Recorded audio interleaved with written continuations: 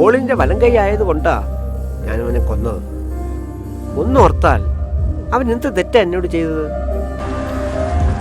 ഇതെങ്ങോട്ടാ? ആരും പോകാത്ത സ്ഥലത്തേക്കാ യാത്ര. അത് ഏത് സ്ഥലമാണോ? എല്ലാവരും അവിടെ പോകുന്നതാ. പക്ഷേ ഇന്ന് വരെ ഒരാളും തിരിച്ചു വന്നിട്ടില്ല. താനെന്താണോ വള്ളം നിർത്തിയത്? തനിക്കെന്താണോ ഒരു ഭാവമാറ്റം? സാർ ഗൾഫിലെ ചുട്ടുപൊള്ളുന്ന വെയിലത്ത് പണി ചെയ്തിട്ടുണ്ടോ? ഇല്ലല്ലോ. അവിടെ കഷ്ടപ്പാടിനൊക്കെ പറഞ്ഞു കേട്ടിട്ടല്ലേ ഉള്ളൂ. എന്നിട്ട് ഒരു ദിവസമെങ്കിലും അവിടെ പണി ചെയ്യണം. പറ്റത്തില്ലടോ, പറ്റത്തില്ല. ഒരു ദിവസം എന്നല്ല, ഒരു മണിക്കൂർ പോലും അവിടെ പണി ചെയ്യാൻ പറ്റത്തില്ല. ഇനി താൻ ആരെയും പറ്റിക്കില്ല.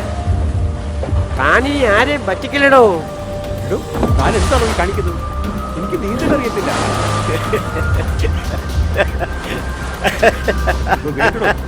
വേണ്ട വേണ്ട, പേടിയാവുന്നതോ? എനിക്ക് കൊതി തീർന്നിട്ടില്ലടോ. താൻ എന്നെ കൊല്ലല്ലേ. തനിക്ക് വേണ്ടി എന്തും തരാം. എന്റെ സ്വത്ത് മുഴുവൻ ഒഴി തരാം.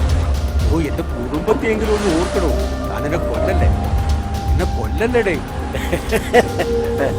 എന്നെ പറ്റി ഞാൻ നേടിയ റിസോർട്ട് തിരിച്ചു നൽകാം. എന്നെ വിശ്വസിക്കും. എന്നെ കൊല്ലല്ലേ. അയ്യോ അയ്യോ അമ്മേ.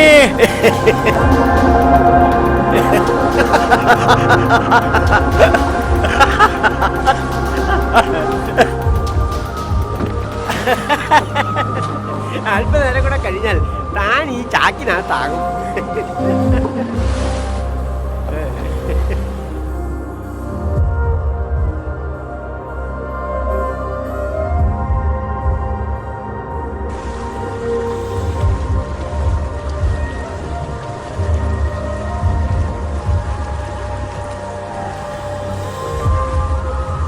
ജീവനെടുക്കാൻ ആർക്കും അധികാരമില്ല.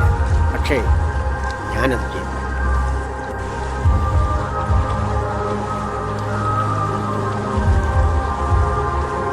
ഒന്നോർത്ത മനുഷ്യർ നിങ്ങളെ കണ്ടാ പഠിക്കണം.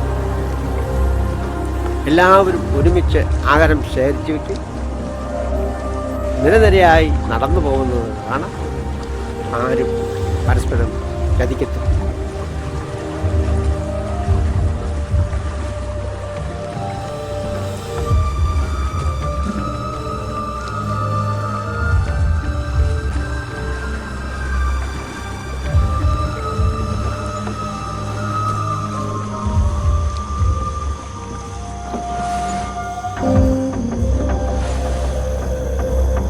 രാഹുലേ, രാഹുലേ, രാഹുലേ, രാഹുലേ, രാഹുലേ.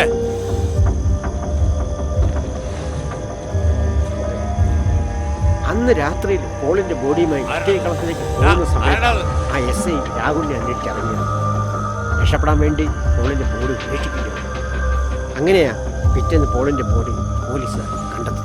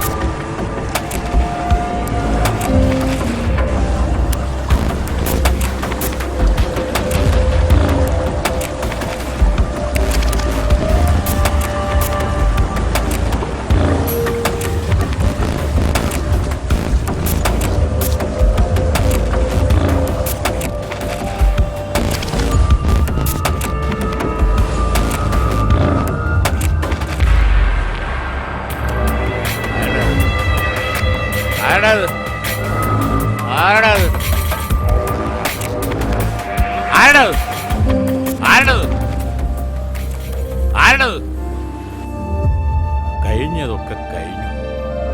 7-8 വർഷമായില്ലേ. ഇപ്പം എല്ലാം ശീലമായി. പരോള് പോലും കിട്ടിയില്ല. ഇനി താനും കൂടി കുറ്റം ഏറ്റു പറഞ്ഞിട്ട് ശിക്ഷ അനുഭവിച്ചിട്ട് എനിക്കെന്ത് കിട്ടാനാ? കുടുംബമൊക്കെ ഇല്ലേ? വിഷമിക്കണ്ട. ഇവിടെ ഉള്ളവരൊക്കെ എൻ്റെ ആരൊക്കെയോ ആണെന്ന് തോന്നി തുടങ്ങിയിട്ടുണ്ട്. ഇന്ന് ഒരു റിസോർട്ടിന്റെ മുതലാളിയല്ല, ഒരുപാട് റിസോർട്ടുകളുടെ മുതലാളിയാണ്.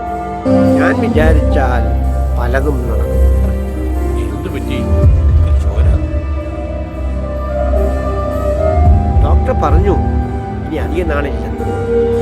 ഒരുപക്ഷെ ഞാൻ ചെയ്ത തെറ്റുകളുടെ ഫലമായിരിക്കും.